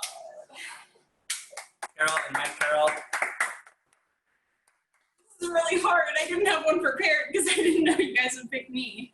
I knew you guys would pick her. I knew you'd pick Sarah too. And so we got 2.5 minutes there, but the pasta takes a little bit longer, okay? So we're just gonna check it. So think like super inside, right? If you don't have to name names, don't name names. Yikes. Okay. Well, I remember that's a kid show. I know. It is so funny because Chef Cashew's mom and I experienced a very unique situation when I was working at Venue, and we just realized this week, which is so funny. Let's see. Okay. I don't know how insider this is, but when we were all together at the laundry, Conan O'Brien came in to eat, and I just thought I thought he was just the sweetest man, and he was really kind. And he came up, and I guess I don't have like weird stories as opposed to it was cool to like interact with celebrities, I guess. And so he came up the stairs, and I thought he was gonna ask me something. Like he was like talking to me. I was like really nervous, and then he just asked. He was like, "Where is the bathroom?" And I was like, "Oh, sir, it's right this way." And he was like, "Oh my God, thank you so much." And was just like really, really genuine. And it was a short interaction, but I thought that kind of made my night. We met Peyton Manning one time, and he was wearing the brightest blue suit, but that was pretty cool. And then my girlfriend Amanda and I, we were doing through the French Laundry, we did an event for NASA. And we were just walking around doing past canapes, and then all of a sudden, the keynote speaker was someone rather famous, and we hear a familiar voice from right behind us, and it's like, "What do you have there?" And then we turn around, and both like very slowly, like out of a movie, and it was Morgan Freeman, and so that was really cool too. In regards to like a crazy... They want to know, did you touch Conan O'Brien's hair? No, he's so tall, no. But there were a lot of people that like wanted to take a photo with him that night in the dining room, which was kind of sad and unfortunate. Like not our staff, but other guests. And I think he was told that, but that was disappointing to see. I think the Will Ferrell story is pretty funny. Yeah, you want to tell that? Yeah. So one night, a gentleman by the name of Will Ferrell came in. He's a comedian. He's done a couple movies, and he came into the restaurant. And my perspective of the story is a little different because I was the fish butcher at the time, right? And so I as a very young cook, I reported directly to the chef de cuisine of the restaurant. So I spent a lot of time trying to see when he was going to be in a good mood, right? So I was cut in, and I had to talk to him something that I knew he would be potentially mad about. And I look over, and he has a fake mustache on and was laughing. So I was like, "Oh, well, perfect." I walk over there. I talk to him about what I had to talk to him about, and I was like, "Chef, why are you wearing a fake mustache?" And they had got fake mustaches for everybody in the kitchen, right? Because Will Ferrell was coming in that night, so everyone had like an Anchorman style mustache. And then from there, I left the restaurant, and then Tyler was working that night when Will Ferrell actually came in to eat. So I'm gonna check this pasta, and Tyler's gonna tell the last part of this. Tell the last part of the story. Oh my God. Well, yeah, so Will Ferrell came in to eat. I'm sure you all know who he is, but basically we wanted to take it over the top, and we bought on Amazon mustaches for every single staff member of the restaurant, right? And so we all put them on, and so we brought him back to do a tour of the kitchen, and legitimately, like, we had put him on because we heard that he was coming back. And this is the thing, like, the restaurant is very, very serious, okay? And so you don't really mess around. And so we heard he was coming back like 30 to 40 minutes before he actually did, right? And so we got these mustaches out, we put them on, right? Because the chef's like, "All right, cool. He's coming back to the kitchen, blah, blah, blah, blah." You know what I mean? And so we're putting them on, and like, we're allowed to, it's like the kids in Annie, you know what I mean? We're allowed to be happy for like 2 minutes, right? And we have the mustaches on. And then we start to realize he's not coming. And so everyone's like, "Uh-oh." And then it gets serious again, right? So then we're all cooking, and it's crazy, but like, we're all wearing mustaches. So you can't take the mustache off because he's going to come in at any minute, but then all of a sudden it like comes back. You know what I mean? You snap back to reality, and it's like, "Hey, give me," you know what I mean? Like, "Give me food." But we're wearing mustaches. So it's like this weird, super ironic scenario where you're like, I should be laughing, but I'm terrified at the same time. I don't know what to do. And that happened for about 30 minutes, right? Where everyone was so confused. And then legitimately he came walking around, and he looked at all of us, and he just started laughing so hard and had to walk back out of the kitchen because he was laughing so hard because we're all there like this, like, but we all have mustaches on, right? And so by the time we came in the second time, we were like calmed down, and we were like doing one of these with mustaches on as if nothing was happening. But it was one of the there's no way to explain it, but like there's times you have a very small window of time to achieve the calmness, right? And then if you don't hit that window, it goes back to the absolute insanity that it is all the time. So that's our little Will Ferrell story. It was hilarious. Pasta's looking really good. I think it's perfect. Okay. There you go. Nice. Sarah. Yeah. Little I'll tong. come up with a Where better are one for tongs next at? time. Here, I got my wooden tongs. A little wooden tong clap for Sarah, please. Tongue clap for Sarah. Tong clap. Yes. Thank you very much. Oh my gosh, Carol, I love those tongs over there. Look at those things. Amazing. Love it. Megan, nice tongs. Adri, those are, yep, those are nice tongs too. All right. Michelle Antonio, what up? All right, so Jay is straining the pasta over here, okay? It is cooked. It is a beautiful al dente, right? Oh my God. Straight on the plate with this. We're going straight on the plate. We're doing it family style, okay? We're not oh. Beautiful. Look at that. Absolutely incredible. So we have our pasta down on the plate, right? We're serving it family style because we are enjoying this with the Truffle Shuffle Familia. Love all of you out there. And so after these meatballs have braised, right? Quick braise. So you can keep these cooking for an hour if you want. We're doing kind of a quick braise over here. They'll get a lot softer the longer you cook them, obviously. But Jay's is coming in. Oh man, look at that. Nice placement on those meatballs. Thank you. Yep. Make sure your placement is very defined for the meatballs. Oh my gosh, look at that. Stunning. And so you'll notice that marinara sauce will transform from that like acidic, light marinara to have that really meaty flavor because we cooked those meatballs in it. And so Team Lisa, we're coming in there. How do you feel about these meatballs? Are they coming along over there? Awesome. They're awesome. We think this whole program's awesome. Amazing. Well, we are very excited to have you. Thank you so much.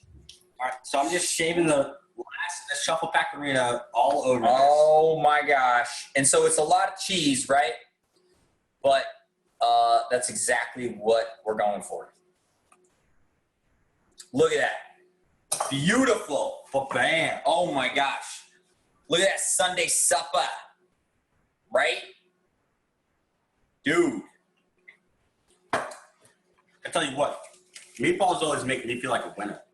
I literally feel like I'm winning every single time I plate spaghetti and meatballs. It's like one of my favorite dishes of all time, hands down. Once you guys get those plated, hold them up to the camera, okay? Hashtag winning. Hashtag winning. Thank you, Jim Morris. All right? And then, Tristan, When you beautiful hear the spaghetti music- and meatballs. Thank you. okay, when you hear the music, hold them up to the camera and, Yes. And then follow the instructions. yeah, follow the instructions in the song. Right. All right. All I do is win, win, win, no matter what. Got money on my mind, I can never get enough. And every time I All right, here we go. everybody hands go up. All right, we got Peter Cappuccino. I think we gotta turn the music a little higher. Yeah, we got to turn the music up. Cause all I do is win. Cindy, look at those meatballs. And if you're going in, put your Nice job, guys. There you go, Cindy. win, no matter what. Got money on my mind, I can never get enough. We got Sean Balka. Up in the building, everybody hands go up. Nice. L'Oreal, those look awesome. Mary Beth. How about Mary Beth McKinney? Mary Beth McKinney. Howard And McKinney Squad. Yes. Look at that. Nice. We got Sunday supper with the McKinneys. Love it. All right. Mom, I'm gonna need your hands to go up in the air and stay there. Need to follow T-Pain's instruction. All right, Lauren, that is looking awesome. Canadian, you always look at that. How about Natalie? How you guys looking over there? How is that meatballs? All I do is win, win, win, no matter what. You gotta try to Boom. all the way. Every time I step up in the field, Awesome job, guys. hands go up. We got Lily here. They stay there, and they say yeah, and they say that. Cause all I do is win, win, win. And if you going in, put your hands in the air. Stay there. Ludacris going in on the verse cause I've never been defeated and I won't stop now. Keep your hands up, keep them in the sky for the homies that ain't making it in my profile down. Chef Cashew. Money on my mind, I can never get David, that was awesome. Yes. Look at that. everybody hands go up. Chris, look at that. And they stay there. Chef Cashew. And they stay there. Look at that. Chef, how do you feel about those spaghetti meatballs?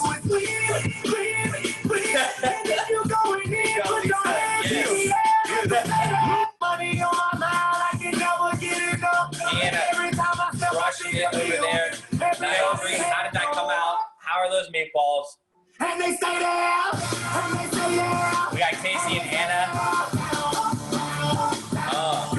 Yes. It literally feels like we are winning. We got Bill and Tammy crushing it over here. Diane and Nick's Heart on the final steps here. There we go. Diane. We got Beth over here. Nice.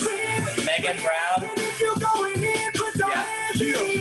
What is up? Those meatballs look awesome. All right, Mom. Everybody hands go up. Mom, you got to put your hands in the air. And they stay there. Mom, Mary Beth, everybody's watching. We're asking for the hands to be in the air. You have to put your hands all the way in the air, like DJ Khaled is talking about. There you go. And T-Pain are very kindly requesting our hands to be up. All I do is win. Jeff Elliott's. Look at those. Beautiful spaghetti and meatballs. Nice. Getting it over there. Everybody hands go up. We can always have a much hotter glass. We got Kevin. I think it's one of my class when sangria is involved. All right, Maddie. Love it. Maddie, I see you. Thank you for being so patient. Oh, Maddie. Good job. Look at that. Yes. Good to see you. All right, how about Shop? Wait a second. How are those meatballs over there? Travis Newton. How do those meatballs look? Oh. And they stay there. Feel like you're winning over there with those meatballs? Yes. Cause all I do is win. And if you go in, never get enough. Every time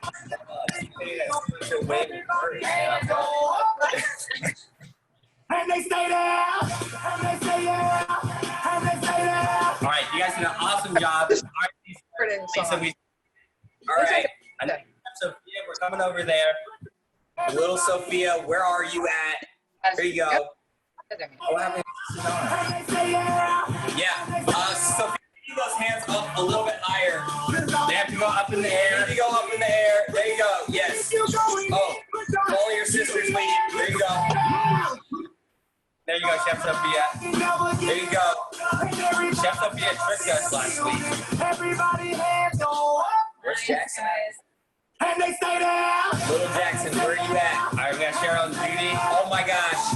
Cheryl, Judy, Simba. All right, have you guys seen Little Chef Jackson? Where is Chef Jackson? Show yourself. We got Jonathan Siegel over here. Nice. We got Tamika up there. Topeka, those look What awesome. up, Topeka? And they stay there. How's that sangria? Is that sangria? All right, Kathy, we have you. Kathy, we're coming back in there. There you go. Get it. Kathy, how was that sangria? Ludacris going in on the verse. All right, Scott and Katie, awesome job. I never went nowhere. You guys see Hart crushing it. Yes. Peter Grappagino. Peter Graffagino. Senor de Graffagino. Where's Jackson at?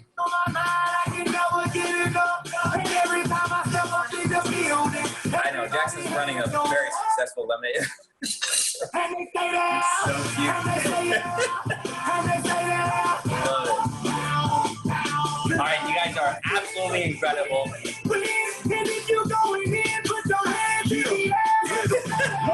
Ludacris going in. All right, Lisa, you are bringing the energy so hard. Let's get it. Come on.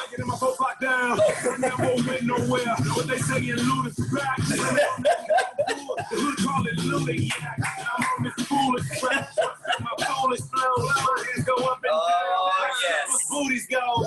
I think the only one who can match that level of dance is Adrian. Oh my gosh. Adrian Megan, we're coming in there. Yes. Yes. Oh, Brandon Bird. They're going pretty crazy over there too. Team Brandon Bird with the double Truffle Salt shirt. Please, your presence is kindly requested. Thank you, Megan. Angry. Uh-oh. Carousel with. They got a little fresh shuffle action going on. Uh-oh. Okay. Team Brandon. Yes. Look at that. How many people are over there every time? Is that a knife? What is a knife?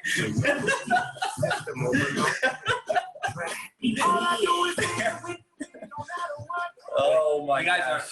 absolutely incredible. Every time we're like, how ridiculous can we make this? And then we do, it's pretty fun. Every single time. I love it. Thank you so much. And so we're going to dig into this. Oh, we're bringing Sarah up here. Sarah's got an awesome wine notes she's going to chat with us about. You guys have been absolutely incredible. So we got Sarah rolling up here, and I hope to see you guys next week for our salmon dish. Real quick, we got Chef Sophia and her meatballs here. Thank you, Chef Sophia. That looks awesome. Stunning. Look at that. Beautiful. Really nice job. Nice job over there. And so we got the salmon. After that, we got our chicken dish. Okay, so we're gonna show you guys how to do a whole roast chicken. And I'm even working on getting the Hamilton crew in to do a little opera with us, okay? And then we're doing a fresh pasta glass with carbonara. We'll show you guys how to make fresh pasta and then show you how to make carbonara. Yep. Sauce carbonara. Salsa carbonara. Cool. So this week we did have a little wine spotlight. So if you guys were fortunate enough to get a little bit of the Scorsoni wines or the Judge Palmer wines, stick around. We have the winemaker.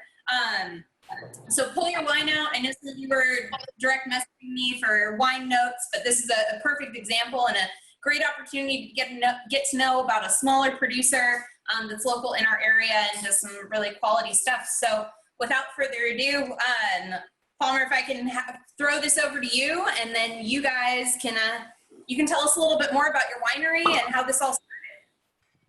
Sure. Yeah. Can you hear me there? Am I unmuted? Yeah. Loud and clear. Right on. Yeah. So we're a tiny little operation. It's just myself and my business partner, Michael Scorsone, and we've got the two brands, Domenico Amato, named after Michael's grandmother, and Judge Palmer, named after my grandfather. The Domenico Amato label, we do Rhone varieties and Italian varieties, kind of old world style wines, Mediterranean grape varieties, and then mainly Cabernet under the Judge Palmer brand. And it's just the two of us, Michael and I. We're the owners, the winemakers, the investors, the consultants, the janitors, the national sales managers, you name it. We do absolutely all the work ourselves. And we make about 2,500 cases at a little winery that we lease up in Healdsburg in Dry Creek Valley. We host people for tastings there personally. You come and you taste with either Michael or myself.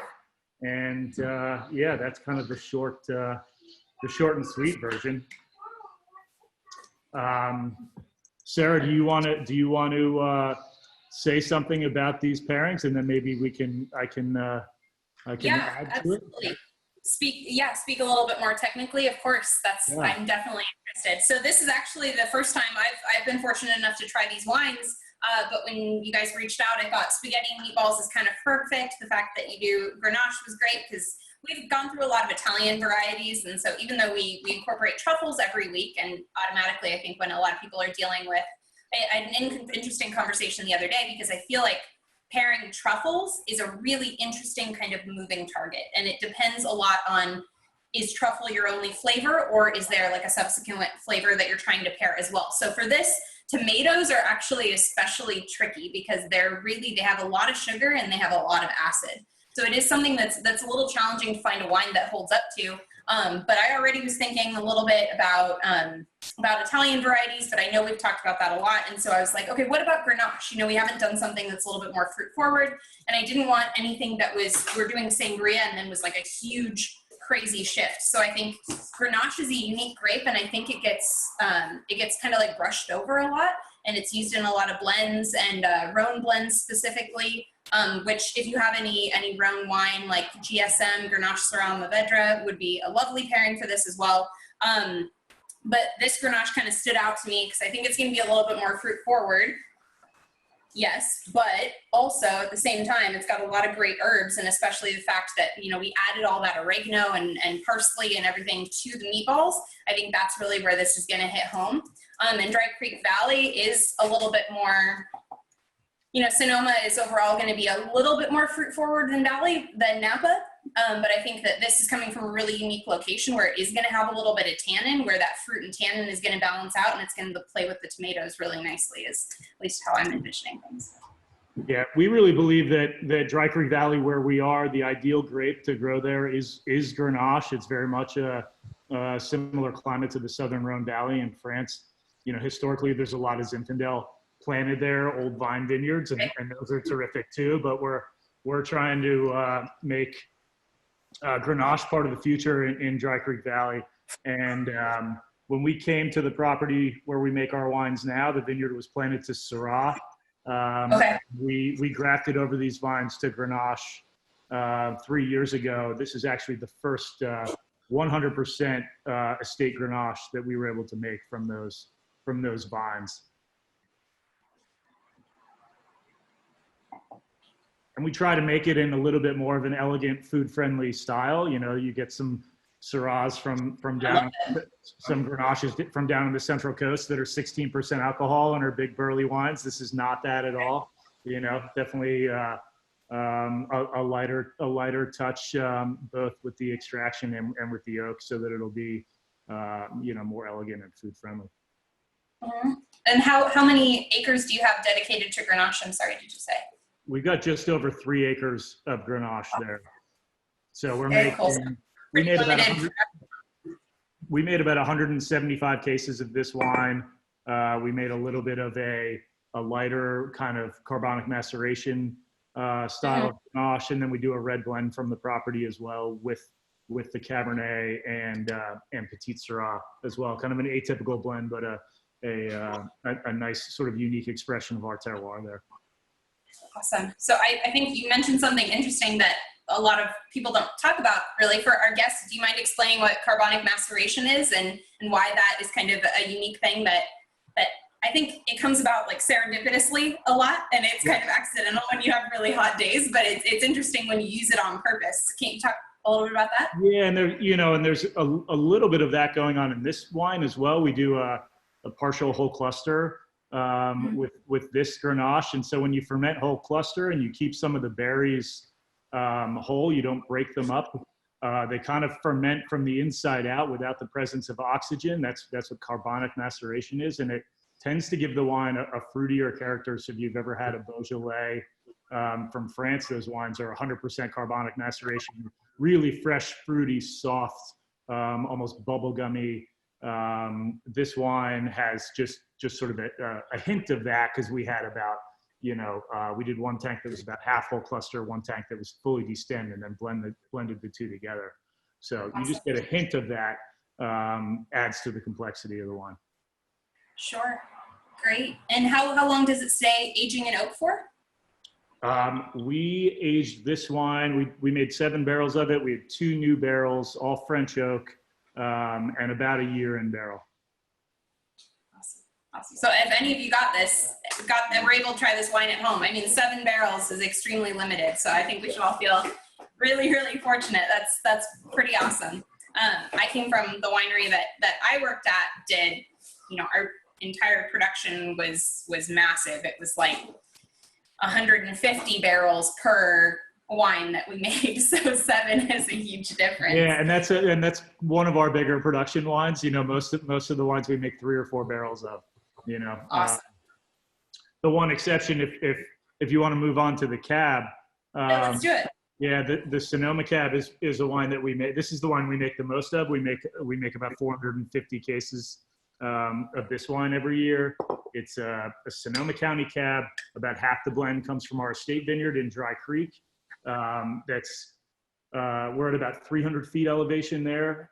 Ripens pretty quick, like I was saying. It's a warmer climate in Dry Creek Valley, so it has a lot of red fruit character. And then we blend that with mountain fruit grown at 1,400 feet in Alexander Valley that has kind of bigger, burlier tannins and a lot of black fruit. And the blend of the two gives you what I think is a nice complete cab and a good expression of Sonoma County cab as a whole. And we blend in some other Bordeaux grape varietals in there as well. It's about 5% Petit Verdot, about 5% Malbec in the blend. And we do, again, 2 years, all French oak, about a third new barrels with this wine. And for $43, that's kind of not the typical aging program for a California cab. Under $50, people are doing American oak, people are doing less new oak. And so it's, I think, a more complex and more elegant Sonoma cab than you would expect in this price point. And I think one that does well, where you were talking about pairing the Grenache with the red sauce. This is a great pairing with that Wagyu beef. I think it's got a lot of the same kind of depth and earthiness to it. So I think it'll do well with the meatballs. And in fact, we've had people, one time I was pouring wine for a som in Dallas, and I was out working the market all day, and the first appointment I went to, the person stuck their nose in the glass and said, "I'm getting black truffle here." And for the rest of the day, I had never thought that before about our wine, but for the rest of the day, that's all I could smell. So when we got together and started talking, I was thinking the Sonoma cab with something with some beef in it and black truffle would work really well. So. Mm-hmm. Yeah, I think whatever you guys ended up with either is really beautiful, and I feel like I can't smell truffle anymore, so that's not the first thing that pops out to me, but I definitely can tell that there's a little bit of that umami, right, in the mushroom. And some people describe black truffle as having a similar kind of Sharpie note. It doesn't smell exactly like that, but it's kind of in the same realm. Something that triggers in your brain is like black truffle and black Sharpie. So I understand, I definitely see that. When I first tasted this, it's beautiful and it's super approachable on the palate, and it almost caught me off guard. I was like, oh, I think I like the Grenache a little bit better, but then it kind of came through at the end really sharp. And all of those herbaceous notes and kind of like what you're talking about pairing with the meat really well is kind of showing through right at the end. I think that's really special and unique. Awesome. And some of our guests want to know, they're wondering how they can come visit right now. What does that look like if they were to come up and want to do a tasting? Yeah, like I said, you taste with me or Michael, everything by appointment. So just on our website, you'll find my email address, my cell phone number. Reach out to me, and we've been filling up on Saturdays, a few days out, maybe a week out, but almost any other day we almost always have an opening. So yeah, give me a call, shoot me an email. Love to see people. Awesome. Perfect. Any other questions that you guys have? before we end our little wine segment, but this has been great. And how many, I'm going to go back to our gallery view. How many people were able to order this wine at home and have it, are trying it right now? Some people, a couple people maybe. Awesome. Rob, I see you there. Yes, amazing. Bill and Tammy, nice. What do you guys think? You like it? Awesome. There we go, Beth. Very cool. Great. Awesome. Nice, guys. Well, I love talking about wine with you and maybe introducing things that are outside of your comfort zone or don't know a lot about. I mean, there's a lot of big names floating around, but I mean, this is a great time to learn about new wine and new skills and cooking, and we're all drinking more, I think. Well, not me, but Jason and Tyler are drinking more, so finding a new outlet is definitely fun. Awesome. Well, thanks, guys. Yeah, like Palmer said, his email is in the chat. You can find it on the website, so reach out to them, and thank you so much for sharing your time. Yeah, thanks for having me. I'm looking forward to digging into these meatballs. Yeah, please do. Awesome. Thank you so much. Thank you, everyone. Thank you. Thank you, Palmer. Bye.